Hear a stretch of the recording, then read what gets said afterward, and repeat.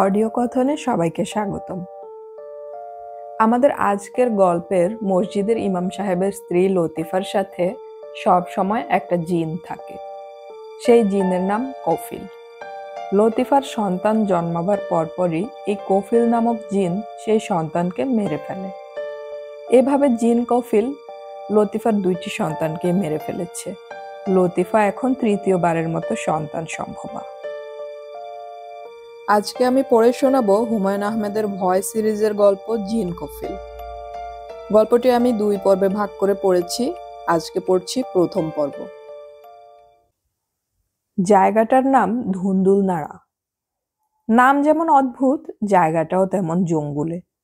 একবার গিয়ে পৌঁছলে মনে হবে সভ্য সমাজের বাইরে চলে এসেছি।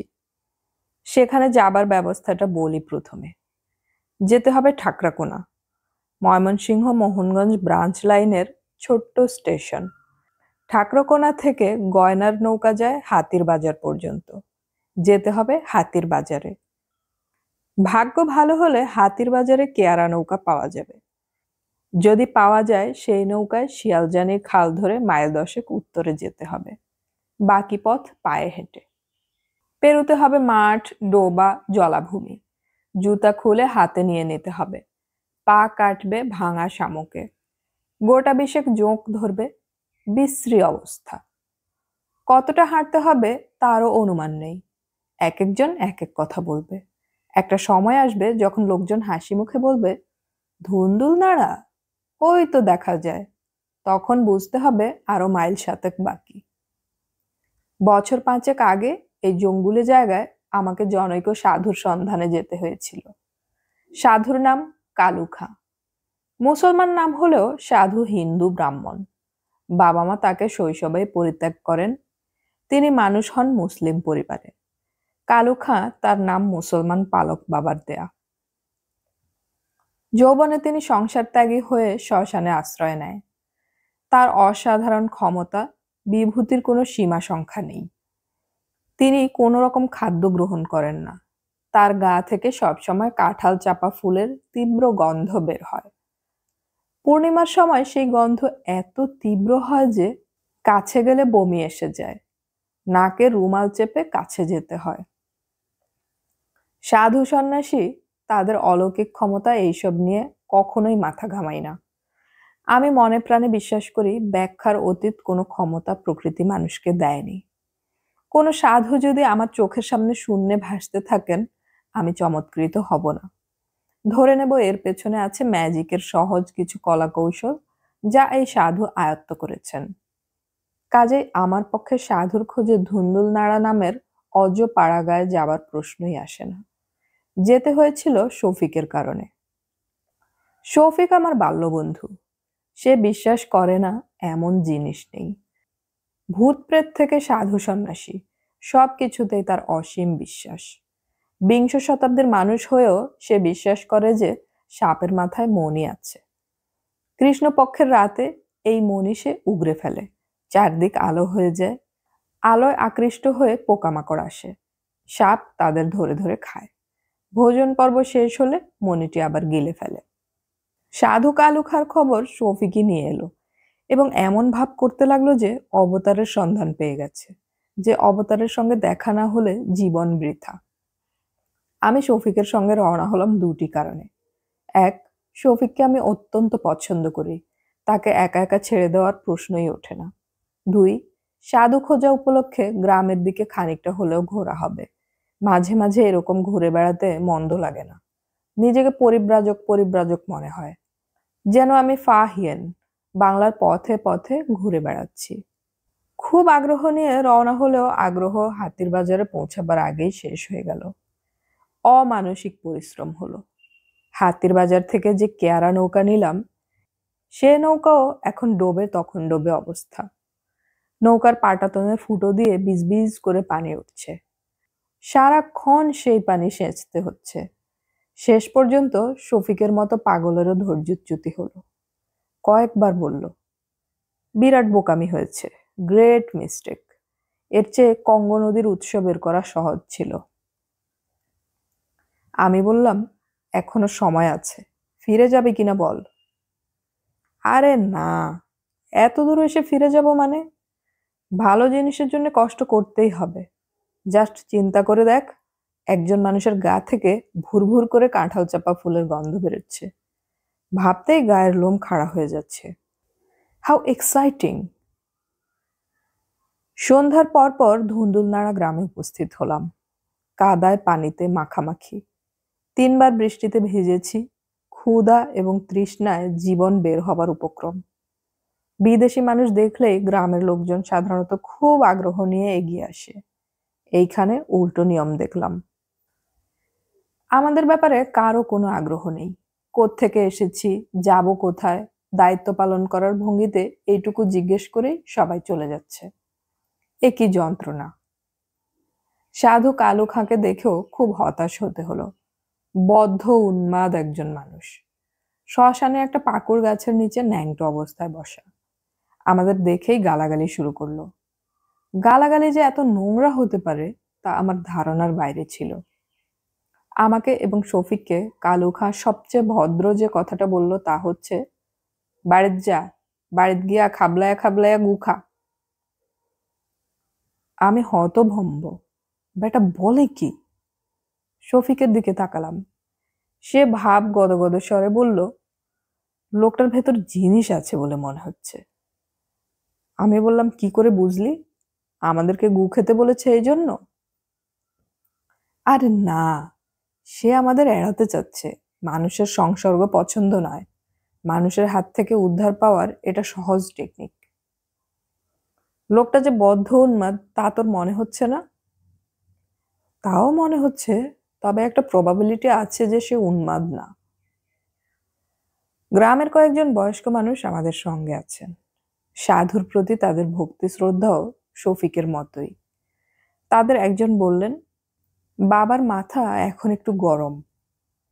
আমি বিরক্ত গলায় বললাম, মাথা ঠান্ডা হবে কখন? ঠিক নাই, চাঁদের সঙ্গে যোগাযোগ। চাঁদের সঙ্গে যোগাযোগ মানে? অমাবস্যা পূর্ণিমায় মাথা গরম থাকে। এই ব্যাপারেও মতভেদ দেখা গেল। একজন বলল অমাবস্যা পূর্ণিমাতেই মাথা ঠান্ডা থাকে, অন্য সময় গরম থাকে। বাবার কাছে মাসের পর মাস পড়ে থাকতে হয়, অপেক্ষা করতে হয় কখন বাবার মাথা ঠান্ডা হবে।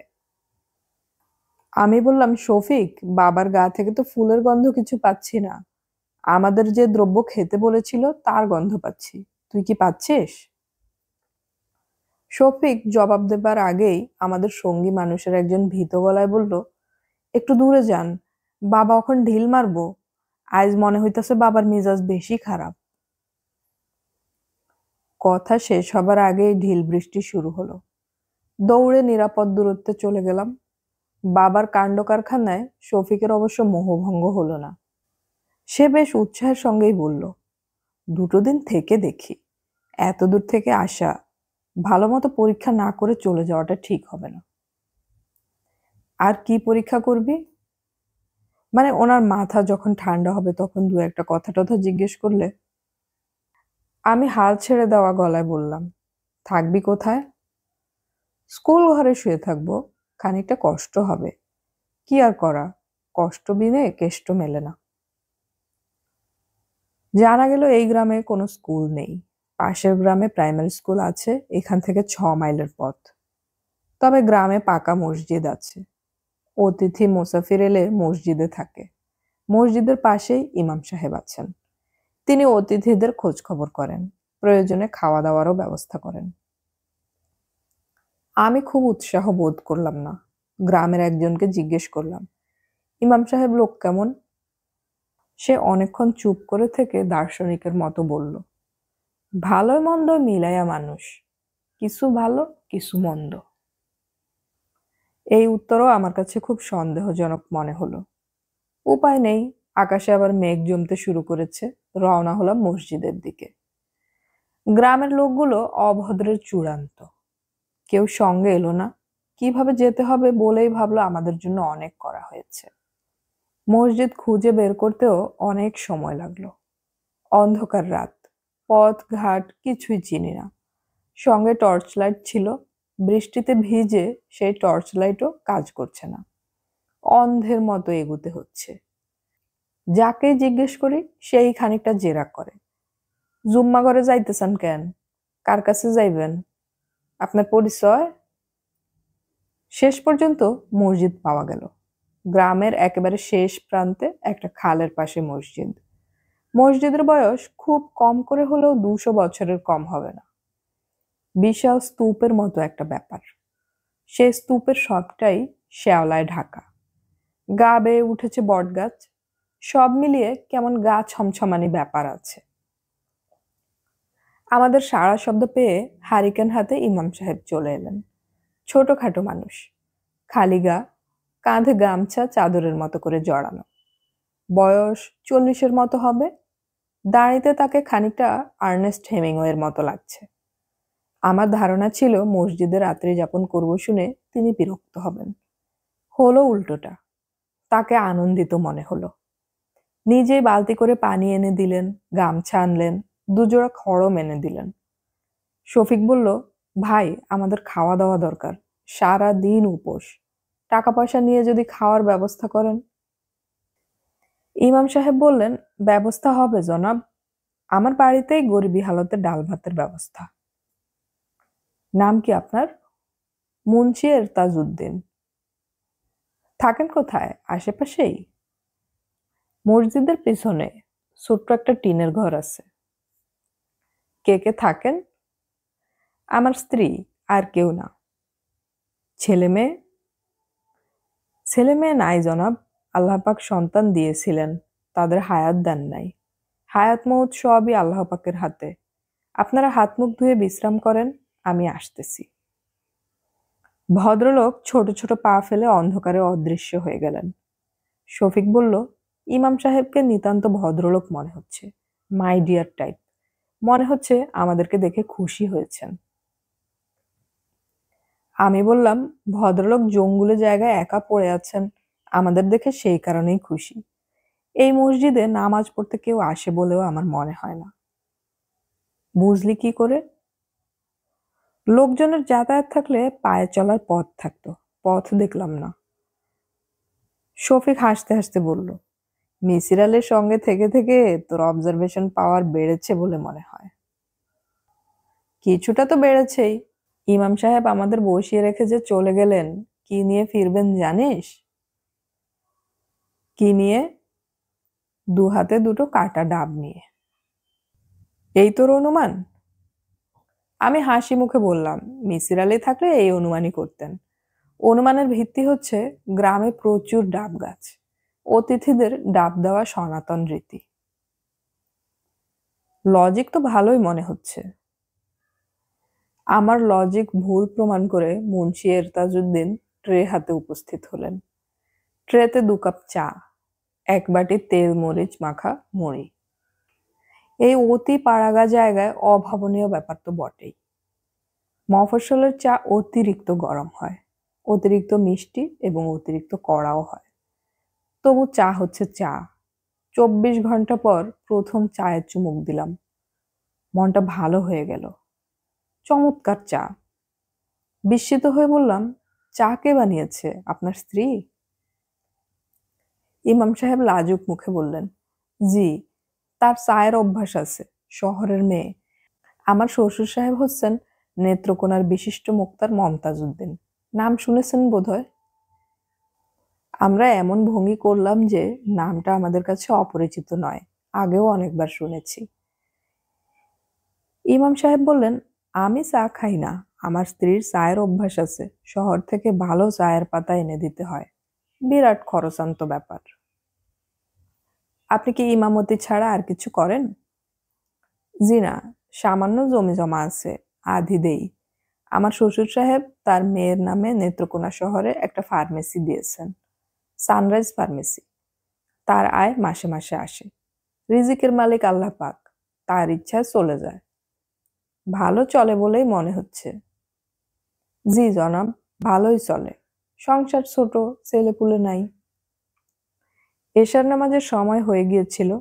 ইমাম সাহেব আজান দিয়ে নামাজ পড়তে গেলেন। কোনো দ্বিতীয় ব্যক্তিকে নামাজে আসতে দেখলাম না। ইমাম সাহেবকে জিজ্ঞেস করে জানলাম, লোক এমনিতেই হতো না, 2 বছর ধরে একেবারেই হচ্ছে না। শুধু জুম্মাবারে কিছু মুসল্লি আসেন। লোকজন না হওয়ার কারণও বিচিত্র। মসজিদ সম্পর্কে গুজব রটে গেছে এখানে জিন থাকে। নাপাক অবস্থায় নামাজ পড়লে জিন তার সঙ্গে বাড়িতে গিয়ে উপস্থিত হয়, নানান ধরনের যন্ত্রণা করে। আমি বিস্মিত হয়ে বললাম, জিন কি সত্যি সত্যি আছে? অবশ্যই আছে।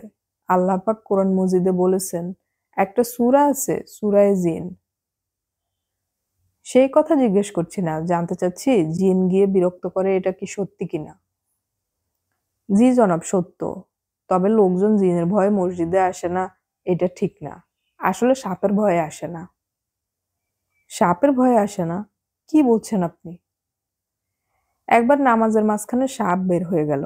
দাঁড়াস সাপ। অবশ্য কাউকে কামড়ায় নাই। বাস্তু সাপ কামড়ায় না, মাঝে মধ্যে ভয় দেখায়। শফিক আঁতকে উঠে বলল, মাই গড, যখন তখন সাপ বের হলে এখানে থাকবো কিভাবে? ভয়ের কিছু নাই, কার্বলিক অ্যাসিড ছড়াই দিব। কার্বলিক অ্যাসিড আছে? জি, নেত্রকোনার ফার্মেসি থেকে 3 বোতল নিয়ে আসছি। আমার স্ত্রীরও খুব সাপের ভয়। এই অঞ্চলে সাপখোপ একটু বেশি। মসজিদের সামনে উঁচু চাতাল মতো জায়গায় বসে আছি। সাপের ভয়ে খানিকটা আতঙ্কগ্রস্ত। আকাশে মেঘ ডাকছে। বড় ধরনের বর্ষণ মনে হচ্ছে আসন্ন। ইমাম সাহেব বললেন, খাওয়া দিতে একটু দেরি হবে। আমার স্ত্রী সব একা করছে, লোকজন নাই। ভাব দেখে মনে হচ্ছে বিরাট আয়োজন। জি না, আয়োজন কিছু না, দরিদ্র মানুষ। আপনারা এসেছেন শুনে আমার স্ত্রী খুব খুশি। কেউ আসে না। আমি বলতে গেলে একা থাকি। সবাই আমাকে ভয় করে। আমি বিস্মিত হয়ে বললাম, কেন? সবার একটা ধারণা হয়েছে আমি জিন পুষি, জিনদের দিয়ে কাজকর্ম করাই। বলেন কি? সত্য না জনাব, তবে মানুষ অসত্যকে সহজে বিশ্বাস করে। অসত্য বিশ্বাস করা সহজ, কারণ শয়তান অসত্য বিশ্বাসে সাহায্য করে। ইমাম সাহেব বেশ মন খারাপ করে চুপ হয়ে গেলেন। প্রসঙ্গ পাল্টাবার জন্য জিজ্ঞেস করলাম, সাধু কালু খাঁ সম্পর্কে কি জানেন? ইমাম সাহেব বললেন, তেমন কিছু জানি না, তবে আপনাদের মতো দূর দূর থেকে ওনার কাছে লোকজন আসে এইটা দেখেছি। বিশিষ্ট ভদ্রলোকরাই আসে বেশি। ময়মনসিংহের ডিসি সাহেব ওনার পত্নীকে নিয়ে এসেছিলেন। ওনার ক্ষমতা টমতা কিছু আছে? মনে হয় না, কুৎসিত গালাগালি করেন। কামেল মানুষের এরকম গালিগালাজ করার কথা না। তাছাড়া কালু খার কারণে অনেক বেদাতি কাণ্ড কারখানা হয়, এগুলাও ঠিক না। কি কাণ্ড কারখানা হয়? উনি নগ্ন থাকেন, এই জন্য অনেকের ধারণা নগ্ন অবস্থায় তার কাছে গেলে তার মেজাজ ঠিক থাকে। অনেকেই নগ্ন অবস্থায় যান। সে কি? উনি পাগল মানুষ। সমস্যার কারণে যারা তার কাছে আসেন তারাও এক অর্থে পাগল। পাগল মানুষের কাজকর্ম তো এইরকমই হয়। সমস্যা হলে তার পরিত্রাণের জন্য আল্লাহ পাকের দরবারে কান্নাকাটি করতে হয়। মানুষ তা করে না, শুধু সাধু সন্ন্যাসী পীর ফকির খোঁজে। ইমাম সাহেবের কথাবার্তায় আমি অবাক হলাম। পরিষ্কার চিন্তাভাবনা। গ্রাম্য মসজিদের ইমামের কাছ থেকে এমন যুক্তি নির্ভর কথা আশা করা যায় না। লোকটির প্রতি আমার এক ধরনের শ্রদ্ধাবোধ তৈরি হলো। তাছাড়া ভদ্রলোকের আচার আচরণেও সহজ সারল্য আছে, যে সারল্যের দেখা সচরাচর পাওয়া যায় না। রাত 9টার দিকে ইমাম সাহেব বললেন, চলেন যাই, খানা বোধহয় এর মধ্যে তৈরি হয়েছে। ডাল ভাত, এর বেশি কিছু না। নিজ গুণে ক্ষমা করে 4টা মুখে দিবেন। ইমাম সাহেবের বাড়িটা ছোট্ট টিনের 2 কামরার বাড়ি, এক চিলতে উঠোন, বাড়ির চারদিকে দরমার বেড়া। আমাদের ঘরে নিয়ে বসানো হলো, মেঝেতে শতরঞ্জি বিছানো, থালা বাসন সাজানো। আমরা সঙ্গে সঙ্গে খেতে বসে গেলাম। খাবারের আয়োজন অল্প হলেও ভালো। সবজি, ছোট মাছের তরকারি, ডাল এবং টক জাতীয় একটা খাবার। ইমাম সাহেব আমাদের সঙ্গে বসলেন না, খাবার পরিবেশন করতে লাগলেন। খাবারের শেষ পর্যায়ে আমাদেরকে অবাক করে দিয়ে ইমাম সাহেবের স্ত্রী ঘরে ঢুকলেন এবং শিশুর মতো কৌতূহলী চোখে আমাদের দিকে তাকিয়ে রইলেন। ব্যাপারটা এত আচমকা হলো যে আমি বেশ হকচকিয়ে গেলাম। অজ পাড়াগাঁয়ে এটা অভাবনীয়। কঠিন পর্দা প্রথাই আশা করেছিলাম। আমি খানিকটা সংকুচিত হয়ে রইলাম। ইমাম সাহেবকেও দেখলাম খুব অপ্রস্তুত বোধ করছে। শফিক মেয়েটির দিকে তাকিয়ে বলল, আপনি কেমন আছেন? ইমাম সাহেবের স্ত্রী সঙ্গে সঙ্গে বললেন, ভালো নাই। আমার সঙ্গে একটা জিন থাকে। জিনটার নাম কফিল। কফিল আমারে খুব ত্যক্ত করে। শফিক হতভম্ব হয়ে বলল, আপনি কি বললেন ঠিক বুঝলাম না। মেয়েটি যন্ত্রের মতো বলল, আমার সঙ্গে একটা জিন থাকে। জিনটার নাম কফিল। কফিল আমারে বড় যন্ত্রণা করে। শফিক অবাক হয়ে তাকালো আমার দিকে। আমি নিজেও বিস্মিত। ব্যাপার কি কিছুই বুঝতে পারছি না। ইমাম সাহেব স্ত্রীর দিকে তাকিয়ে বললেন, লতিফা, তুমি একটু ভেতরে যাও। ভদ্রমহিলা তীক্ষ্ণ গলায় বললেন, কেন? ভিতরে কেন? থাকলে কি অসুবিধা? ওনাদের সঙ্গে কিছু কথা বলবো। তুমি না থাকলে ভালো হয়। সব কথা মেয়ে ছেলেদের শোনা উচিত না। লতিফা তীব্র চোখে স্বামীর দিকে তাকিয়ে রইল। খাওয়া বন্ধ করে আমরা হাত গুটিয়ে বসে রইলাম। এ কি সমস্যা? লতিফা মেয়েটি রূপবতী, শুধু রূপবতী নয়, চোখে পড়ার মতো রূপবতী। হালকা পাতলা শরীর, ধবধবে ফর্সা গায়ের রং, লম্বাটে স্নিগ্ধ মুখ। বয়সও খুব কম মনে হচ্ছে। দেখাচ্ছে 18-19 বছরের তরুণীর মতো। এত কম বয়স তার নিশ্চয়ই নয়। যার স্বামীর বয়স 40-এর কাছাকাছি, তার বয়স 18-19 হতে পারে না। আরো একটি লক্ষ্য করার মতো ব্যাপার হলো, মেয়েটি সাজগোজ করেছে।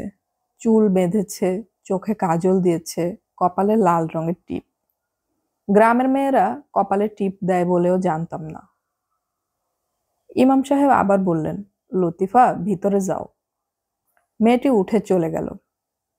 ইমাম সাহেব গলার স্বর নিচু করে বললেন, লতিফার মাথা পুরাপুরি ঠিক না। ওর দুটো সন্তান নষ্ট হয়েছে। তারপর থেকে এরকম। তার ব্যবহারে আপনারা কিছু মনে করবেন না। আমি তার হয়ে আপনাদের কাছে ক্ষমা চাই। কিছু মনে করবেন না, আল্লাহর দোহাই। আমি বললাম, কিছুই মনে করিনি। তাছাড়া মনে করার মতো কিছু তো উনি করেননি। ইমাম সাহেব ক্লান্ত গলায় বললেন, জিনের কারণে এরকম করে। জিনটা তার সঙ্গে সঙ্গে আছে। মাঝে মাঝে মাসখানেকের জন্য চলে যায়, তখন ভালো থাকে। গত 1 মাস ধরে তার সাথে আছে। আপনি এসব বিশ্বাস করেন? বিশ্বাস করব না কেন? বিশ্বাস না করার তো কিছু নেই। বাতাস আমরা চোখে দেখি না, কিন্তু বাতাস বিশ্বাস করি, কারণ বাতাসের নানান আলামত দেখি। সেই রকম জিন কফিলেরও নানান আলামত দেখি। কি দেখেন? জিন যখন সঙ্গে থাকে তখন লতিফা খুব সাজগোজ করে, কথায় কথায় হাসে, কথায় কথায় কাঁদে। জিন তাড়াবার ব্যবস্থা করেননি? করেছি, লাভ হয় নাই। কফিল খুব শক্ত জিন, দীর্ঘদিন লতিফার সঙ্গে আছে। প্রথম সন্তান যখন গর্ভে আসলো তখন থেকেই কফিল আছে। জিন কি চায়? ইমাম সাহেব মাথা নিচু করে রইলেন। তাকে দেখে মনে হচ্ছে তিনি কোনো কারণে খুব কষ্ট পাচ্ছেন। আমার মনে ক্ষীণ সন্দেহ হলো, জিন বোধহয় লতিফা মেয়েটিকে স্ত্রী হিসেবে চায়। 20 শতাব্দীতে এই ধরনের চিন্তা মাথায় আসছে দেখে আমি নিজের ওপরও বিরক্ত হলাম। ইমাম সাহেব বললেন, এই জিনটা আমার 2টা বাচ্চা মেরে ফেলেছে। আবার যদি বাচ্চা হয় তারেও মারবে। বড় মনকষ্টে আছি জনাব। দিনরাত আল্লাহ পাকের ডাকি। আমি গুনাহগার মানুষ। আল্লাহ পাক আমার কথা শোনেন না। আপনার স্ত্রীকে কোনো ডাক্তার দেখিয়েছেন? ডাক্তার কি করবে? ডাক্তারের কোনো বিষয় না। জিনের ওষুধ ডাক্তারের কাছে নাই। তবু একবার দেখালে হতো না? আমার শ্বশুর সাহেব দেখিয়েছিলেন। একবার লতিফাকে বাপের বাড়ি রেখে এসেছিলাম। শ্বশুর সাহেব তারে ঢাকা নিয়ে গেলেন। চিকিৎসা করালেন, লাভ হলো না। বারান্দা থেকে গুনগুন শব্দ আসছে। উৎকর্ণ হয়ে রইলাম। খুবই মিষ্টি গলায় টেনে টেনে গান হচ্ছে, যার কথাগুলোর বেশিরভাগই অস্পষ্ট। মাঝে 2-1 লাইন বোঝা যায়, যার কোনো অর্থ নেই। যেমন এতে না, দেহে না, দেহে না, এতে না।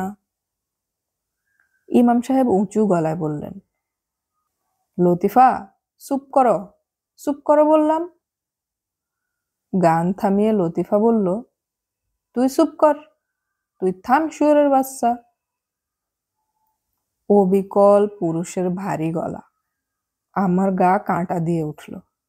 সেই পুরুষ কণ্ঠ থমথমে স্বরে বলল, চুপ করে থাকবি, একটা কথা কইলে টান দিয়া মাথা আলগা করব, শৈল থাকবো একখানে, মাথা আর একখানে। শুয়োরের বাচ্চা, আমারে চুপ করতে কয়। আমরা হাত ধুয়ে উঠে পড়লাম। এত কাণ্ডের পর খাওয়া দাওয়া চালিয়ে যাওয়া সম্ভব না। এ জাতীয় যন্ত্রণায় পড়ব কখনো ভাবিনি। শফিক নিচু গলায় বলল, বিরাট সমস্যা হয়ে গেল দেখি, ভয় ভয় লাগছে, কি করা যায় বলতো? মসজিদের ভেতর এর আগে কখনো রাত্রি যাপন করিনি। অস্বস্তি নিয়ে ঘুমোতে গেলাম। কেমন যেন দম বন্ধ লাগছে। মসজিদের একটা মাত্র দরজা, সেটি পিছন দিকে। ভিতরে গুমট ভাব। ইমাম সাহেব যত্নের চূড়ান্ত করেছেন। স্ত্রীর অস্বাভাবিক আচরণজনিত লজ্জা হয়তোবা ঢাকার চেষ্টা করছেন। আমাদের জন্য দুটো শীতল পাটি, পাটির চারপাশে কার্বলিক অ্যাসিড ছড়ানো হয়েছে। তার চেয়েও বড় কথা, দুটো মশারি খাটানো হয়েছে। ইমাম সাহেব বললেন, ভয়ের কিছু নাই, হারিকেন জ্বালানো থাকবে, আলোতে সাপ আসে না, দরজা বন্ধ, সাপ ঢোকারও পথ নাই। আমি খুব যে ভরসা পাচ্ছি তা নয়, চৌকি এনে ঘুমোতে পারলে হতো। মসজিদের ভেতরে চৌকি পেতে শোয়া ভাবাই যায় না। শফিকের হচ্ছে ইচ্ছে ঘুম। শোয়া মাত্র নাক ডাকতে শুরু করেছে। বাইরে ঝিরঝির করে বৃষ্টি হচ্ছে, ঠান্ডা হাওয়া দিচ্ছে। মসজিদের ভেতর আগরবাতির গন্ধ, যে গন্ধ সবসময় মৃত্যুকে মনে করিয়ে দেয়। সব মিলিয়ে গা ছমছমানো ব্যাপার। আমি ইমাম সাহেবকে বললাম, আপনি চলে যান, আপনি এখানে বসে আছেন কেন? আপনার স্ত্রী একা, তার শরীরও ভালো না। ইমাম সাহেব বললেন, আমি মসজিদেই থাকবো, ইবাদত বন্দেগী করব, ফজরের নামাজ শেষ করে বাসায় গিয়ে ঘুমাবো। কেন? লতিফা এখন আমাকে দেখলে উন্মাদের মতো হয়ে যাবে, মেঝেতে মাথা ঠুকবে। কেন? ওর দোষ নাই কিছু, সঙ্গে জিন আছে, কফিল। এই জিনই সবকিছু করায়, বেচারির কোনো দোষ নাই। আমি চুপ করে রইলাম। ইমাম সাহেব ক্লান্ত গলায় বললেন, এমনিতে তেমন কোনো উপদ্রব করে না, সন্তান সম্ভবা হলেই কফিল ভয়ঙ্কর যন্ত্রণা করে, বাচ্চাটা মেরে না ফেলা পর্যন্ত থামে না। 2টা বাচ্চা মেরেছে, এইটাও মারবে। আপনার স্ত্রী কি সন্তান সম্ভবা? জি। আপনি কি নিশ্চিত যে পুরো ব্যাপারটা জিন করছে, অন্য কিছু না? জি, নিশ্চিত। জিনের সঙ্গে আমার মাঝে মধ্যে কথা হয়। অবিশ্বাস্য সব কথাবার্তা বলছেন আপনি। অবিশ্বাসের কিছু নাই, একদিনের ঘটনা বলি, তাহলে বুঝবেন। ভাদ্র মাস, খুব গরম। একটা ভেজা গামছা শরীরে জড়াইয়ে এশার নামাজে দাঁড় হয়েছি। মসজিদে আমি একা, আমি ছাড়া আর কেউ নাই। হঠাৎ দপ করে হারিকেনটা নিভে গেল। চমকে উঠলাম। তারপর শুনি মসজিদের পিছনের দরজার কাছে ধুপধুপ শব্দ। খুব ভয় লাগলো। নামাজ ছেড়ে উঠতেও পারি না, নামাজে মনও দিতে পারি না। কিছুক্ষণ পর পর পিছনের দরজায় ধুপধুপ শব্দ, যেন কেউ কিছু একটা এনে ফেলছে। সেজদায় যাবার সময় কফিলের গলা শুনলাম। টেনে টেনে বলল, তোরে আইজ পুড়াইয়া মারবো, তোরে আইজ পুড়াইয়া মারবো। তারপর ধপ করে আগুন জ্বলে উঠল, দাউ দাউ আগুন। নামাজ ছেড়ে উঠে দাঁড়ালাম। দেখি দরজার কাছে গাদা করা শুকনা লাকড়ি, আগুন জ্বলছে। আমি চিৎকার দিয়ে উঠলাম, বাঁচাও বাঁচাও। আমার চিৎকার শুনে লতিফা পানির বালতি হাতে ছুটে আসলো। পানি দিয়ে আগুন নিভায়ে আমারে মসজিদ থেকে টেনে বার করলো। আমার স্ত্রীর কারণে সেই যাত্রা বেঁচে গেলাম। লতিফা সময় মতো না আসলে মারা পড়তাম। জিন মসজিদের ভেতরে ঢুকলো না কেন? খারাপ ধরনের জিন। আল্লাহর ঘরে এরা ঢুকতে পারে না। আমি এই জন্যই বেশিরভাগ সময় মসজিদে থাকি। মসজিদে আমি নিশ্চিন্ত হয়ে ঘুমাতে পারি, ঘরে পারি না। কফিল আপনাকে খুন করতে চায়? তাও ঠিক না, একবারই চেয়েছিল, তারপর আর চায় নাই। খুন করতে চেয়েছিল কেন? ইমাম সাহেব চুপ করে রইলেন। আমি বললাম, আপনার যদি আপত্তি না থাকে পুরো ঘটনাটা বলুন। আপত্তি থাকলে বলার দরকার নেই। না, আপত্তির কি আছে? আপত্তির কিছু নাই। আমি লতিফার অবস্থা একটু দেখে আসি। যান, দেখে আসুন। ইমাম সাহেব চলে গেলেন। আমি ভয়ে অস্থির হয়ে অপেক্ষা করতে লাগলাম। ভূত, প্রেত, জিন, পরী কখনো বিশ্বাস করিনি। এখনো করছি না, তবু আতঙ্কে আধমরা হয়ে গেছি। শফিক জেগে থাকলে খানিকটা ভরসা পাওয়া যেত। সে ঘুমোচ্ছে মরার মতো। একেই বলে পরিবেশ। ইমাম সাহেব 10 মিনিটের মধ্যে ফিরে এলেন। বিরস গলায় বললেন, ভালোই আছে, তবে ভীষণ চিৎকার করছে। তালা বন্ধ করে রেখেছেন? জি না, তালা বন্ধ করে তাকে রাখা সম্ভব না। কফিল ওর সঙ্গেই থাকে, কাজেই ওর গায়ের জোর থাকে অসম্ভব। না দেখলে বিশ্বাস করতে পারবেন না। ইমাম সাহেব মন খারাপ করে বসে রইলেন। আমি বললাম, গল্পটা শুরু করুন ভাই। তিনি নিচু গলায় বললেন, আমার স্ত্রীর ডাকনাম বুড়ি। কথা পুরোপুরি শেষ করতে পারলেন না, মসজিদে প্রচন্ড শব্দে ঢিল পড়তে লাগলো। ধূপ ধূপ শব্দ। সেই সঙ্গে মনে হচ্ছে কয়েকজন মানুষ যেন চারদিকে ছুটোছুটি করছে। আমি আতঙ্কিত গলায় বললাম, কি ব্যাপার? ইমাম সাহেব বললেন, কিছু না, কপিল চায় না আমি কিছু বলি। থাক ভাই, বাদ দেন, গল্প বলার দরকার নেই। অল্প কিছুক্ষণের মধ্যে ঢিল ছোড়া বন্ধ হবে, ভয়ের কিছু নাই। সত্যি সত্যি বন্ধ হলো। বৃষ্টির বেগ বাড়তে লাগলো। ইমাম সাহেব গল্প শুরু করলেন। আমি তার গল্পটাই বলছি, তার ভাষাতে, তবে আঞ্চলিকতা সামান্য বাদ দিয়ে। গল্পের মাঝখানেও একবার তুমুল ঢিল ছোড়া হলো। ইমাম সাহেব এক মনে আয়াতুল কুরসি পড়লেন। আমার জীবনের সে এক ভয়াবহ রাত। নেত্রকোনা শহরের বিশিষ্ট মুক্তার মমতাজ উদ্দিন সাহেবের বাসায় তখন আমি থাকি।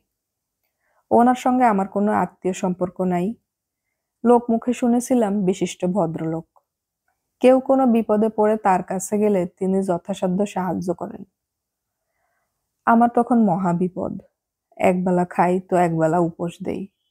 সাহসে ভর করে তার কাছে গেলাম চাকরির জন্য। উনি বললেন, চাকরি যে দিব, পড়াশোনা কি জানো? আমি বললাম, উলা পাশ করছি। উনি বিরক্ত হয়ে বললেন, মাদ্রাসা পাশ করা লোক, তোমাকে আমি কি করে চাকরি দেব? আইএ বিএ পাশ থাকলে কথা ছিল, চেষ্টা চরিত্র করে দেখতাম। চেষ্টা করারও তো কিছু নাই। আমি চুপ করে রইলাম। মনটা খুব খারাপ হয়ে গেল। বড় আশা ছিল কিছু হবে। একটা পয়সা সঙ্গে নাই। উপোস দিচ্ছি। রাতে নেত্রকোনা স্টেশনে ঘুমাই। মমতাজ সাহেব বললেন, তোমাকে চাকরি দেওয়া সম্ভব না। নাও, এই 20টা টাকা রাখো, অন্য কারো কাছে যাও, মসজিদে খোঁজ-টোজ নাও, ইমামতি পাও কিনা দেখো। আমি টাকাটা নিলাম। তারপর বললাম, ভিক্ষা নেওয়া আমার পক্ষে সম্ভব না। ঘরের কোনো কাজকর্ম থাকে তো বলেন, করে দেই। তিনি অবাক হয়ে বললেন, কি কাজ করতে চাও তুমি? যা বলবেন করব, বাগানের ঘাসগুলো তুলে দেই। আচ্ছা, দাও। আমি বাগান পরিষ্কার করে দিলাম। গাছগুলিতে পানি দিলাম। দু এক জায়গায় মাটি কুপিয়ে দিলাম। সন্ধ্যাবেলা কাজ শেষ করে বললাম, জনাব, যাই। আপনার অনেক মেহেরবানি। আল্লাহ পাকের দরবারে আমি আপনার জন্য দোয়া করি। মমতাজ সাহেব বললেন, এখন যাবে কোথায়? স্টেশনে। রাত্রে নেত্রকোনা স্টেশনে আমি ঘুমাই। এক কাজ করো, রাতটা এখানেই থাকো, তারপর দেখি। আমি থেকে গেলাম। 1 দিন, 2 দিন, 3 দিন চলে গেল। উনি কিছু বললেন না। আমিও কিছু বলি না। বাংলা ঘরের এক কোনায় থাকি। বাগান দেখাশোনা করি। চাকরির সন্ধান করি। ছোট শহর, আমার কোনো চেনা পরিচয় নাই, কে দেবে চাকরি? ঘোরাঘুরি সার হয়। মোক্তার সাহেবের সঙ্গে মাঝে মধ্যে দেখা হয়, আমি বড়ই শর্মিন্দা বোধ করি। উনিও এমন ভাব করেন যেন আমাকে চেনেন না। মাসখানেক এভাবেই চলে। আমি মোটামুটি তাদের পরিবারের একজন হয়ে গেলাম। মোক্তার সাহেবের স্ত্রীকে মা ডাকি। ভেতরের বাড়িতে খেতে যাই। তাদের কোনো একটা উপকার করার সুযোগ পেলে প্রাণপণে করার চেষ্টা করি। বাজার করে দেই, কল থেকে পানি তুলে দেই। মোক্তার সাহেবের ৩ মেয়ে। বড় মেয়ে বিধবা হয়ে বাবার সঙ্গে আছে। তার ২ বাচ্চাকে আমি আমপাড়া পড়াই। বাজার সদাই করে দেই। টিপকল থেকে রোজ ৬-৭ বালতি পানি তুলে দেই। মোক্তার সাহেবের কাছে যখন মক্কেলরা আসে, তিনি ঘন ঘন তামাক খান। সেই তামাকও আমি সেজে দেই। চাকর বাকরের কাজ আমি আনন্দের সঙ্গেই করি। মাঝে মাঝে মনটা খুব খারাপ হয়। দরজা বন্ধ করে এক মনে কোরআন শরীফ পড়ি। আল্লাহ পাকরে ডেকে বলি, হে আল্লাহ, আমার একটা উপায় করে দাও। কতদিন আর মানুষের বাড়িতে অন্নদাস হয়ে থাকবো? আল্লাহ পাক মুখ তুলে তাকালেন। সিদ্দিকুর রহমান সাহেব বলে এক ব্যবসায়ী, বলতে গেলে সেধে আমাকে চাকরি দিয়ে দিলেন। সালের আড়তে হিসাবপত্র রাখা। মাসিক বেতন ৫০০ টাকা। মোক্তার সাহেবকে সালাম দিয়ে খবরটা দিলাম। উনি খুবই খুশি হলেন। বললেন, তোমাকে অনেক দিন ধরে দেখতেছি। তুমি সৎ স্বভাবের মানুষ, ঠিক মতো কাজ করো, তোমার আয় উন্নতি হবে। আর রাতে তুমি আমার বাড়িতেই থাকো। তোমার কোনো অসুবিধা নাই।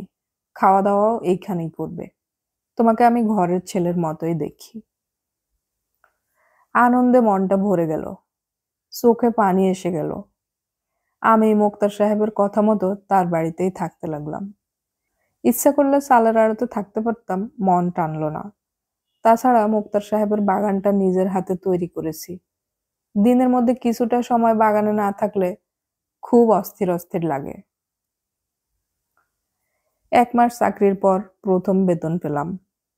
৫০০ টাকার বদলে সিদ্দিকুর রহমান সাহেব ৬০০ টাকা দিয়ে বললেন, তোমার কাজকর্ম ভালো, এভাবে কাজকর্ম করলে তোমার বেতন আরো বাড়িয়ে দেব। আমার মনে বড় আনন্দ হলো। আমি তখন একটা কাজ করলাম, পাগলামিও বলতে পারেন। বেতনের সব টাকা খরচ করে মোক্তার সাহেবের স্ত্রী এবং তার ৩ মেয়ের জন্য ৪টা শাড়ি কিনে ফেললাম। টাঙ্গাইলের সুতি শাড়ি। মোক্তার সাহেবের জন্য একটা খদ্দরের চাদর। মোক্তার সাহেবের স্ত্রী বললেন, তোমার কি মাথাটা খারাপ? এটা তুমি কি করলা? বেতনের প্রথম টাকা তুমি তোমার আত্মীয় স্বজনের জন্য জিনিস কিনবা, বাড়িতে টাকা পাঠাইবা। আমি বললাম, মা, আমার আত্মীয় স্বজন কেউ নাই, আপনারাই আমার আত্মীয় স্বজন। তিনি খুবই অবাক হয়ে বললেন, কই, কোনোদিন তো কিছু বলো নাই। আপনি জিজ্ঞেস করেন নাই, এজন্য বলি নাই। আমার বাবা মা খুব ছোটবেলায় মারা গেছেন। আমি মানুষ হয়েছি এতিমখানায়। এতিমখানা থেকেই উলা পাস করেছি। উনি আমার কথায় মনে খুব কষ্ট পেলেন। ওনার মনটা ছিল পানির মতো, সব সময় টলটল করে। উনি বললেন, কিছু মনে নিও না, আমার আগেই জিজ্ঞেস করা উচিত ছিল। তুমি আমারে মা ডাকো আর আমি তোমার সম্পর্কে কিছুই জানি না। এটা খুব অন্যায় কথা। আমার খুব অন্যায় হয়েছে। তিনি তার ৩ মেয়েরে ডেকে বললেন, তোমরা এরে আজ থেকে নিজের ভাইয়ের মতো দেখবা। মনে করবা তোমরার এক ভাই। তার সামনে পর্দা করার দরকার নাই। এর মধ্যে একটা বিশেষ জরুরি কথা বলতে ভুলে গেছি। মোক্তার সাহেবের ছোট মেয়ে লতিফার কথা। এই মেয়েটা পরীর মতো সুন্দর, একটু পাগল ধরনের, নিজের মনে কথা বলে, নিজের মনে হাসে। যখন তখন বাংলা ঘরে চলে আসে। আমার সঙ্গে ২-১টা টুকটাক কথাও বলে। অদ্ভুত সব কথা। একদিন এসে বলল, এই যে মৌলানা সাহেব, একটা কথা জিজ্ঞেস করতে আসছি। বলেন তো, শয়তান পুরুষ না মেয়ে ছেলে? আমি বললাম, শয়তান পুরুষ। লতিফা বলল, আল্লাহ মেয়ে শয়তান তৈরি করেন নাই কেন? আমি বললাম, তা তো জানি না। আল্লাহ পাকের ইচ্ছার খবর কেমনে জানবো? আমি অতি তুচ্ছ মানুষ। কিন্তু শয়তান যে পুরুষ তা আপনি জানেন? জানি। আপনি ভুল জানেন। শয়তান পুরুষও না, স্ত্রীও না, শয়তান আলাদা এক জাত। আমি মেয়েটার বুদ্ধি দেখে খুবই অবাক হই। এইরকম সে প্রায়ই করে। একদিনের কথা, ছুটির দিন, দুপুরবেলা, বাংলা ঘরে আমি ঘুমাচ্ছি। হঠাৎ ঘুম ভেঙে গেল। অবাক হয়ে দেখি লতিফা আমার ঘরে। আমি ধড়মড় করে উঠে বসলাম। লতিফা বলল, আপনারা একটা ধাঁধা জিজ্ঞেস করতে আসছি। আচ্ছা বলেন তো, হেন কোনো গাছ আছে এ ধারায়, স্থলে জলে কবু তাহা নাহি জন্মায়? আমি ধাঁধার জবাব না দিয়ে বললাম, তুমি কখন আসছো? লতিফা বলল, অনেকক্ষণ হয়েছে আসছি। আপনি ঘুমাইতেছিলেন, আপনারা জাগাই নাই। এখন বলেন, ধাঁধার উত্তর দেন। হেন কোনো গাছ আছে এ ধরায়, স্থলে জলে কবু তাহা নাহি জন্মায়। আমি বললাম, এটার উত্তর জানা নাই। উত্তর খুব সোজা, উত্তর হইল পরগাছা। আচ্ছা আরেকটা ধরি, বলেন দেখি। পাকলে খেতে চায় না, কাঁচা খেতে চায়, এ কেমন ফল বলো তো আমায়? মেয়েটার কাণ্ড কারখানায় আমার ভয় ভয় করতে লাগলো। কেন সে এইরকম করে? কেন বারবার আমার ঘরে আসে? লোকের চোখে পড়লে নানান কথা উঠবে। মেয়ে যত সুন্দর, তার নিয়ে রটনাও তত বেশি। লতিফা আমার বিছানায় বসতে বসতে বলল, কই বলেন এটার উত্তর কি? পাকলে খেতে চায় না, কাঁচা খেতে চায়, এ কেমন ফল বলতো আমায়? বলতে পারলেন না? এটা হলো শশা। পাকা শশা কেউ খায় না, সবাই কাঁচা শশা চায়। আচ্ছা আপনার বুদ্ধি এত কম কেন? একটাও বলতে পারেন না। আপনি একটা ধাঁধা ধরেন, আমি সঙ্গে সঙ্গে বলে দেব। আমি ধাঁধা জানি না লতিফা। আপনি কি জানেন? শুধু আল্লাহ আল্লাহ করতে জানেন, আর কিছু জানেন না? লতিফা, তুমি এখন ঘরে যাও। ঘরেই তো আছি। এটা ঘর না, এটা কি বাহির? যখন তখন তুমি আমার ঘরে আসো, এটা ঠিক না। ঠিক না কেন? আপনি কি বাঘ না ভাল্লুক? আমি চুপ করে রইলাম। আধ পাগল এই মেয়েকে আমি কি বলবো? এই মেয়ে যে কোনদিন নিজে বিপদে পড়বে, আমাকেও বিপদে ফেলবে। লতিফা বলল, আমি যে মাঝে মধ্যে আপনার এখানে আসি, সেটা আপনার ভালো লাগে না, ঠিক না? হ্যাঁ ঠিক। ভালো লাগে না কেন? নানান জনে নানান কথা বলতে পারে। কি কথা বলতে পারে? আমার সঙ্গে আপনার ভালোবাসা হয়ে গেছে? চুপ করে আছেন কেন বলেন? তুমি এখন যাও লতিফা। আচ্ছা যাই, কিন্তু আবার আসবো, রাত দুপুরে আসবো। তখন দেখবেন কি বিপদ। কেন এরকম করতেছো লতিফা? লতিফা উঠে দাঁড়াতে দাঁড়াতে বলল, যে ভয় পায় তাকে ভয় দেখাতে আমার ভালো লাগে, এই জন্য এরকম করি। আচ্ছা মৌলানা সাহেব যাই। আসসালামু আলাইকুম ওয়া রাহমাতুল্লাহি ওয়া বারাকাতুহু। এতক্ষণ আমি পড়ে শোনালাম হুমায়ুন আহমেদের লেখা ভয় সিরিজের গল্প জিন কফিলের প্রথম পর্ব। অডিও কথনে আমাদের গল্প পাঠ ভালো লাগলে চ্যানেলটি সাবস্ক্রাইব করে রাখুন এবং বন্ধুদেরকে শেয়ার করুন। কমেন্ট করে আপনার গল্প শোনার অনুভূতি অবশ্যই জানাবেন। এই গল্পের দ্বিতীয় পর্ব খুব শীঘ্রই আপলোড করা হবে। শোনার আমন্ত্রণ রইল। গল্প পড়ি, গল্প শুনি, বাংলা গল্প ছড়িয়ে পড়ুক সবখানে।